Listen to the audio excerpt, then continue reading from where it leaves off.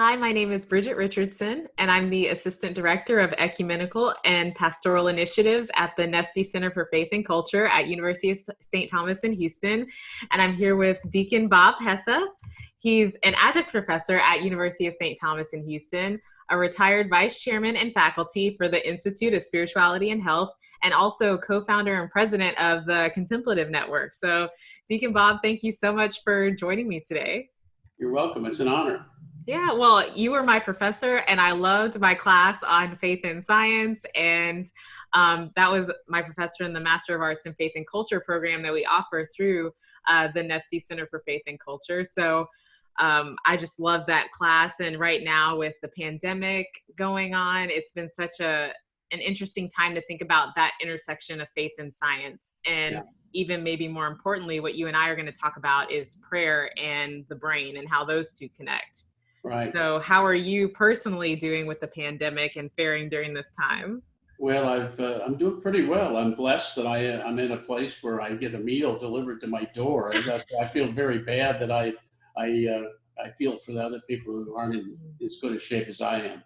But I have been asked that before, and I told people that it's my monastic recess. It's like grade school. This is an opportunity to become a monk without actually going to the monastery. So the monastery came to me.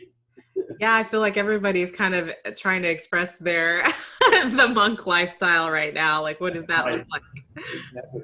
And you caught me before I did a haircut on myself. It's going to be the next day or two, and it's going to look horrible. I just can feel it coming. Well, let's get into our conversation about, a study that you've been doing for so long about the effects of prayer and the brain. And I know that you do so much contemplative work and also just in a way practicing that mindfulness. So tell me a little bit about how you got into that type of study. Okay. Well, first, I kind of like to start with principles. And one of the wonderful principles of the Catholic faith is that we believe in non-dualism. In other words, the body and soul are meant for each other. So if we do studies on how to do physical healing, there's spiritual healing involved and vice versa. And Jesus demonstrated this with all the miracles that are in the did I lose a connection here? No, you're still good. You're still on. Oh, really? Yeah. For some reason, I thought I lost the video. Just a second. Okay, there we are. I don't know, my computer. So at any rate, we believe in non-dualism. So Jesus, all the healings he did were physical and spiritual, which is rather interesting. And so there should be no reason why science and faith shouldn't complement each other. And if our interpretation of one or the other is, depending on our interpretations, if they are contradictory, then our interpretation of one or the other or both is wrong. So at any rate, I've been interested in the science and faith, as you know, from the course and all. And so it culminated, we went through kind of 4 sections: physics to creation, chemistry to life, biology to consciousness, to psychology to mysticism. So I've been having the most interest lately in the last step, basically mysticism, and how does prayer affect the brain? And so there are 2 basic forms of prayer that are shared by all faiths, basically meditation and contemplation. Meditation is engaging the imagination, like we all have done. I'm sure that's kind of our basic prayer. It's adoration, contrition, thanksgiving, supplication. But the modern world has kind of bastardized that term meditation to mean both engage in the imagination and focused prayer. Well, in a focused prayer, it's contemplation. So contemplatio and meditatio from the Latin, really, if we engage our tradition as Catholics, we make that distinction. And a lot of people don't really practice contemplation because it kind of got locked up in the monasteries, and at the end of Vatican II started to come out. And that's what encouraged me and got me excited. And I've been teaching it as a part of contemplative outreach originally for quite some time, and I've seen some amazing things happen. And so I've always been interested in those. And we one of the things that we noticed, and I noticed it when I met a colleague who came to become a colleague, Dr. Calixto Machado. He's one of the world's experts in bringing people out of coma. And I asked him, he invited me to give a presentation, and I brought a couple other faculty members there to Cuba. It was the first time in over, at that time, 56 years or so since the revolution that we were teaching religion at a public university. But we did it through science and neuroscience. And we became friends. He invited us and he became friends. And because of his reputation in the world, it dawned on me. I asked him, have you heard many of your patients talk about near-death experiences? And he said, oh, all the time. And as a scientist, I'm flipping out. I'm going, well, and you've got brain scans of these people? And he says, well, I don't know that it was when they were having the near-death experience. I said, well, I don't think it matters. You look for patterns. And I said, in discussing with him, I noticed that the attributes of near-death experiences were very similar to the attributes of the what we call mystical experiences and that the saints write about. And in a sense, why shouldn't they be? Because both of those events are at the transition between this world and the next. Basically, near-death experiences, Dr. Moody described them originally, and paranormal, out-of-body, cognitive, timeless, affective sense of peace, transcendent sense of divine and religious. And those have been recognized, but science at first didn't recognize near-death experiences until people were coming back and saying they observed things that it was impossible for them to observe, especially children.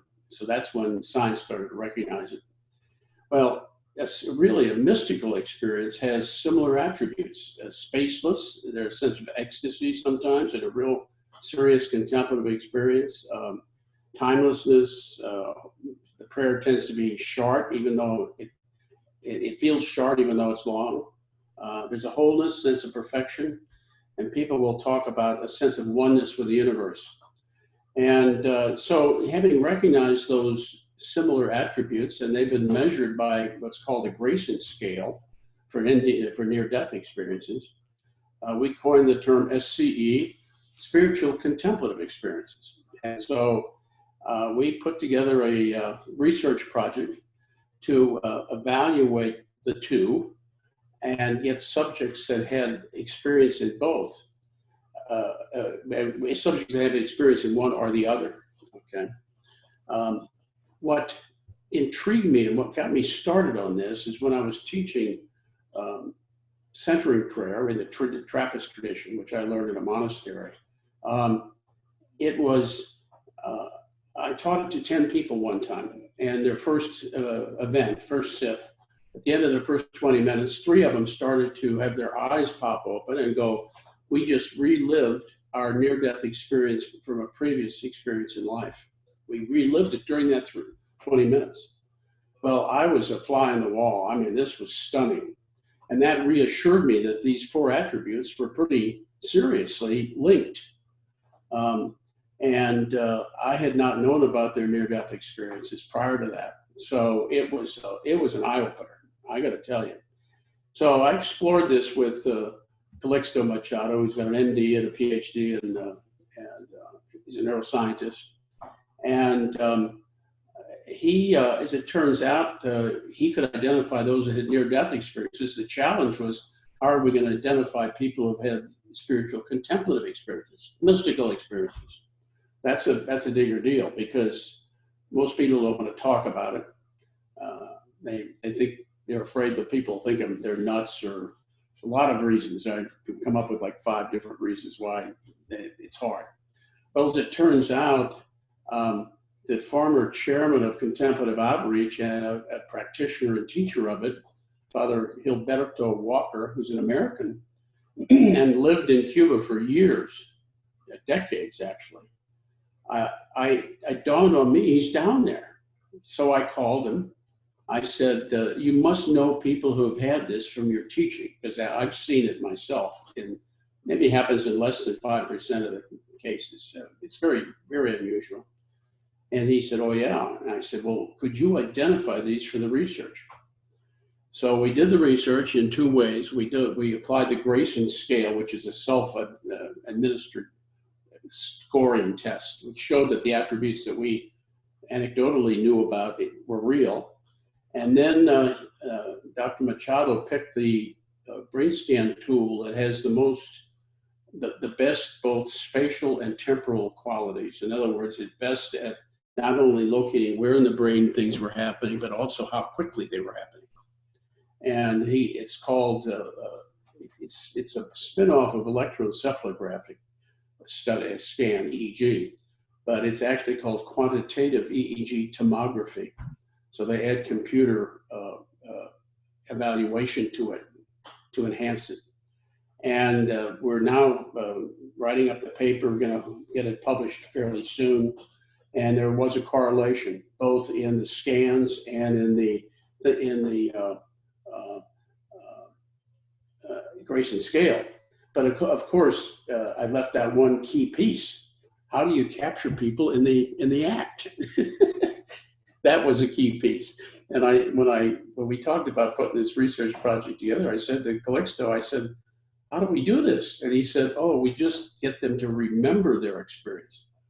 And I was a little skeptical. I'm not a neuroscientist. And I said, well, how do you know that's the same as the experience itself? And he said, well, neuroscientists recognize that memories can be that way and are.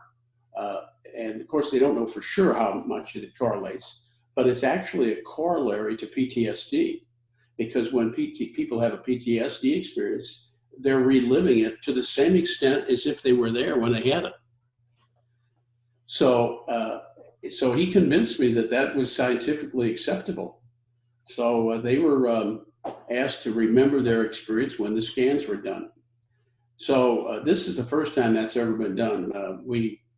I presented at the Science of Consciousness conference in Switzerland about 6 months ago, and that's got introduced to other people in the field. So part of this is networking to kind of get a sense of what's going on. And it's the science of consciousness is the frontier right now. That's where it's at. And the scientists are searching for free will. They're searching for conscience, and they ain't finding it. and I don't know that I expect them to. Isn't it? Like, it's so fascinating to me how these two are linked, because in no way are you telling people try to pursue these near-death experiences, right?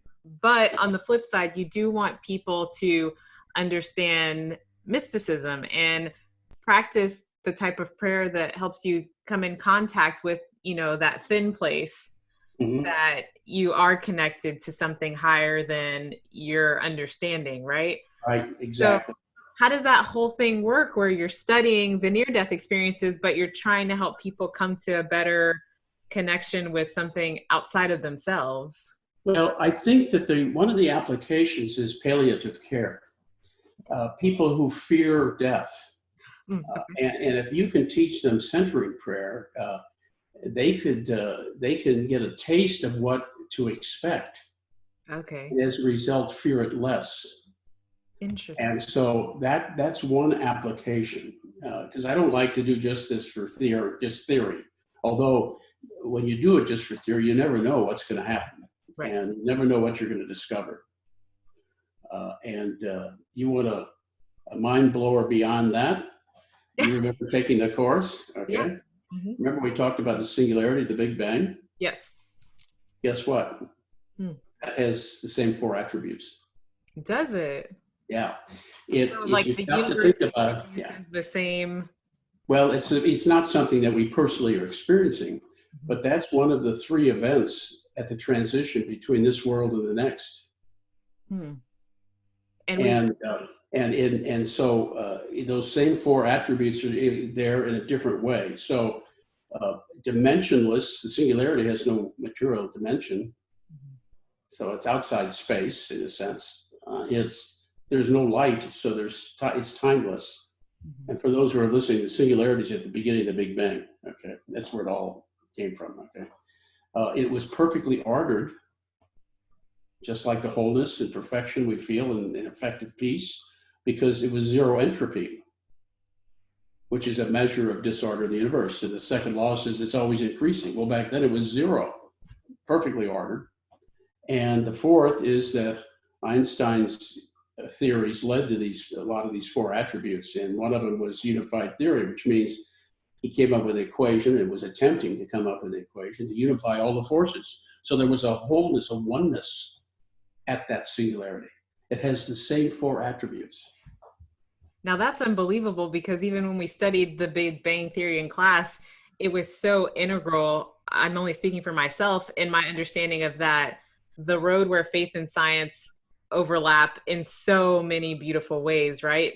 That unfolding of what the Big Bang actually was. And maybe you can talk a little bit about that, just, so that people understand that connection that we're making.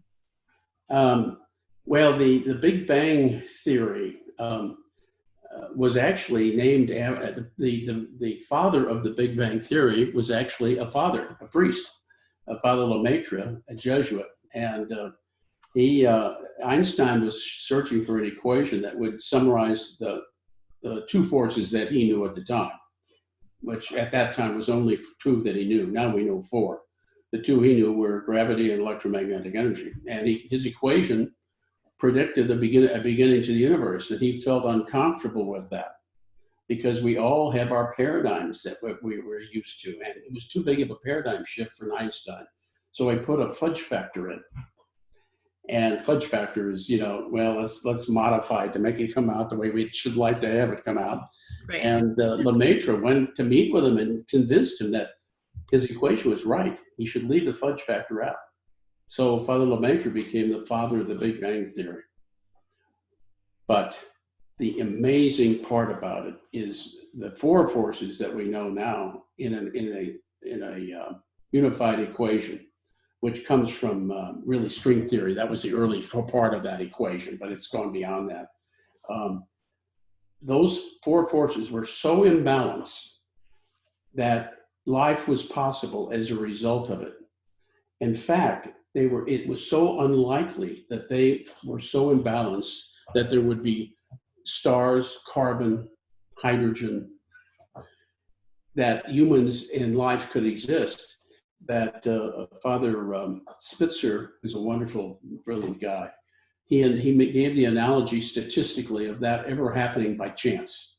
The chance of having a universe that leads to life is the same probability as having a tornado go through a junkyard and on its own build a 747.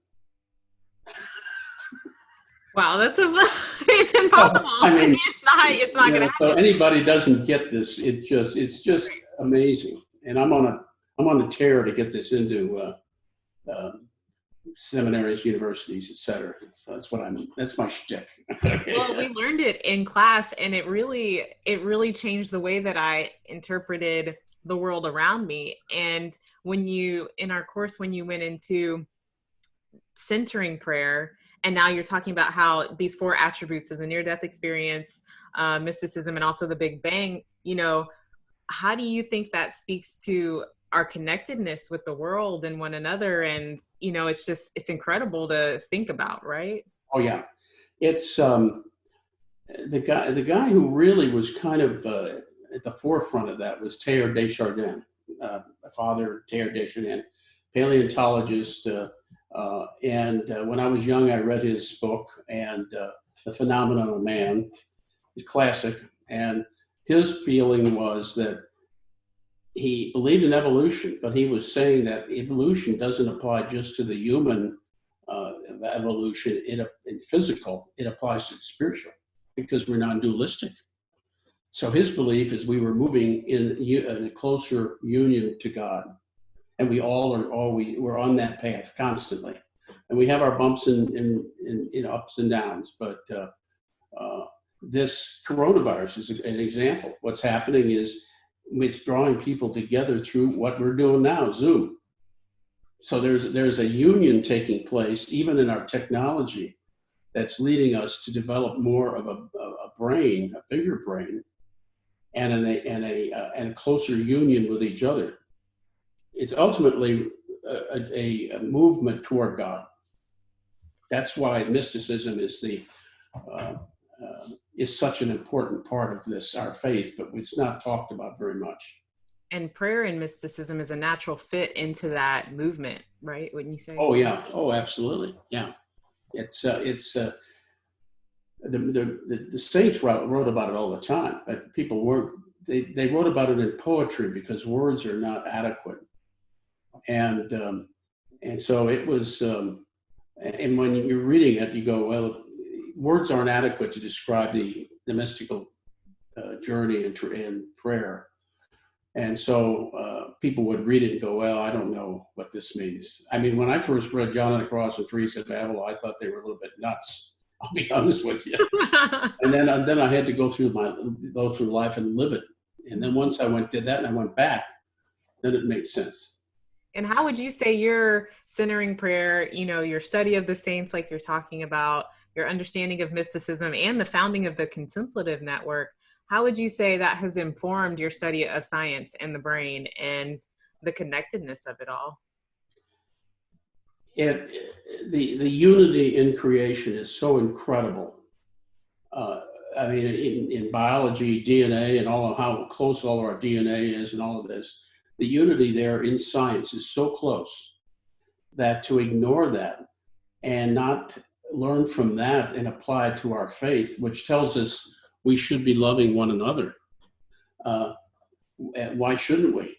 I mean, we are basically one another. I mean, look at the body of Christ that we think of in terms of theology, okay? That God dwells within everyone on earth, which is the Catholic belief, not just those who accept Jesus Christ as their Lord and Savior. It's actually God indwells within everyone, okay? Even though we may not recognize her presence. We put too many descriptive terms on God. We constantly trying to make God in our image rather than allowing God to make us in her image. That's what we learned in class. I remember when we started talking like that, I was like, what? What are you saying? But it opens your mind. That's just the act of opening the mind to more than you understand, right? Right, yeah. The whole object of not trying to define God, letting God define himself to us when we open ourselves up to contemplative prayer. Contemplative prayer and mysticism is the same thing, basically. Right. But I don't want to bore your audience. You said, I don't know, 15 minutes. I don't know. Well, I'll go as far as you want to go. I don't care. Well, just to kind of tie it all together, the way that you view the world and the way that you do your work is so impressive with the integration of everything, of prayer, brain, science, everything coming together. I know you probably interact with a lot of people who maybe don't have the same belief system, but still are wholeheartedly into the science. But then the flip side, I mean, you're a deacon, so you see the other side where people don't really buy into the whole science thing, but they believe in Jesus and love Jesus and want to do his will. How do you help bring people, and I know through my class you did that, but how do you help bring each of those parties to like a bigger way of seeing the world and one another and how connected we are? Well, there's fundamentalism in just about every religion has a branch of fundamentalism, which means everything's literal and whatever, and static. And one of the things that faith and science have had to correct themselves on is that it's dynamic. In other words, God didn't just create us in the beginning, it's ongoing creation, and we're co-creators with that. And science had the same problem. Einstein said, oh, the universe was always here, it was static. So the science and faith were kind of informing each other about, let's get dynamic on this, okay? Let's think in terms of the movement. And so the fundamentalists of religion can actually stifle this kind of a conversation. But not to blame religion, it's true in science too. It's called scientism. Basically, science thinking that they can explain everything. They don't need faith. And then scientists themselves started to realize that we cannot know the universe completely because of the way it's designed. That's amazing. Then they had to eat crow. Science had to eat crow. Well, Deacon Bob, thank you so much for helping us to see that integration. It's so inspiring to me to talk to you and to think of the world in such big ways and our connectedness. And I love how you talked about the unity of even our technology, how that's moving us toward more of a unity, when we're in our homes, or people are still working in different ways. It's so beautiful to think about how these different things can still bring us to that unity, and we can experience that through prayer and contemplative prayer. Yeah. Well, I enjoyed this. We'll do it again sometime. It's nice seeing you again. Yeah, and I've got to note that, when I took your course, Dr. Froelich, y'all were tag teaming it together, and we have several videos with Dr. Froelich and Father Nesti, so you have to go check it out. I think you'll really enjoy it. Oh, they two tag team together themselves? Yeah. So we'll have to get all of you on one. Yeah, that'd be fun. That'd be great. Well, thank you so much, Deacon Bob. I appreciate it. Okay, Richard. Thank you. Bye-bye.